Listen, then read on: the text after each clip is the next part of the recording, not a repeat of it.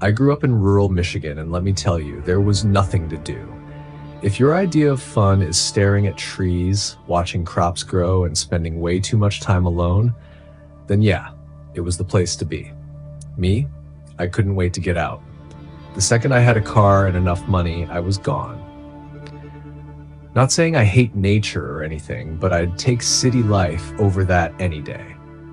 My parents don't own that property anymore. They sold it 5 years ago. But back then it was a 3-acre lot with a big house and a storage building out back. I was 13 when this happened. My parents left me alone a lot around that age since I was mature for my years and had responsibilities around the property. It was a weekend and I was chilling in the living room playing Vice City on my PS2 when bang! A loud metallic crash from somewhere outside. My heart jumped. I ran to every window, scanning the yard. Nothing, until I got to the window facing the storage building. The door was wide open. I didn't even hesitate. I ran straight to the closet, grabbed the rifle, and headed outside. As I walked toward the storage building, I made sure they knew I was there. "Who's in there?" Silence. I got to the door, made it real clear I had a gun, and then peeked inside. The place was packed with stuff. Lawnmowers, the quad, a ton of random tools.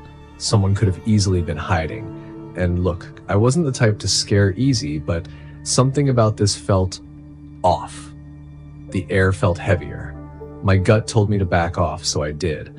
I shut the door, locked it, and rushed back inside the house. I locked everything, then parked myself at the window, staring at the storage building. That door was heavy. There was no way it just swung open on its own. Someone had to have been out there. But were they still inside? I didn't know, and I wasn't about to find out. I grabbed the landline, yeah, this was before texting was the norm, and called my dad. No answer.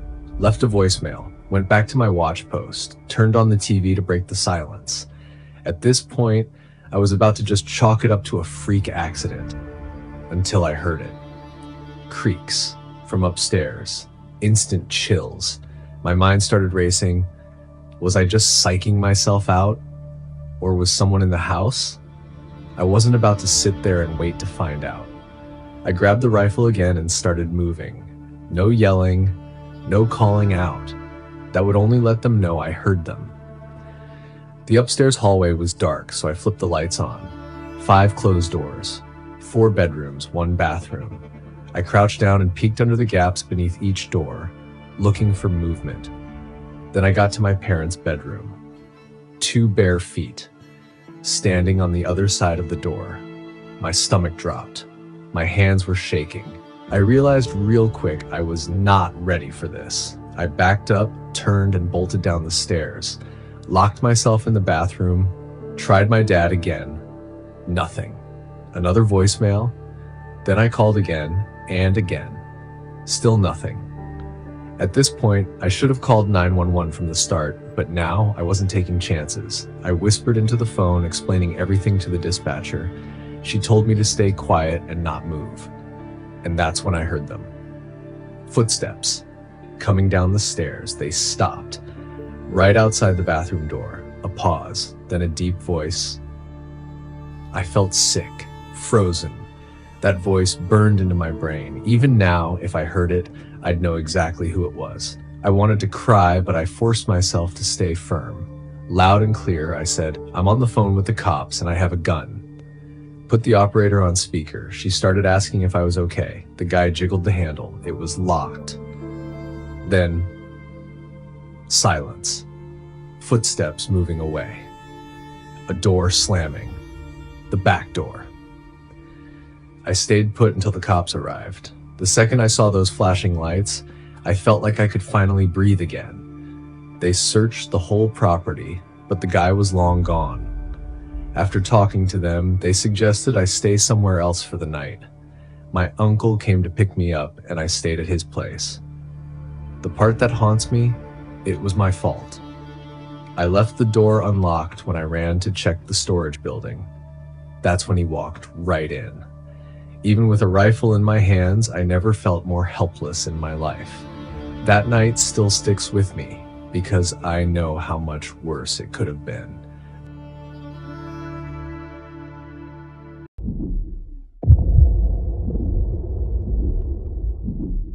I was home alone for an entire week once when I was still a teenager, which was rare since my parents hardly ever went out.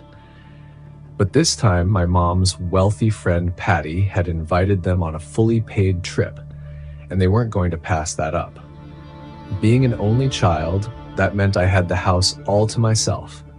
We lived in Newark, Ohio, Licking County, yeah, that was the actual name.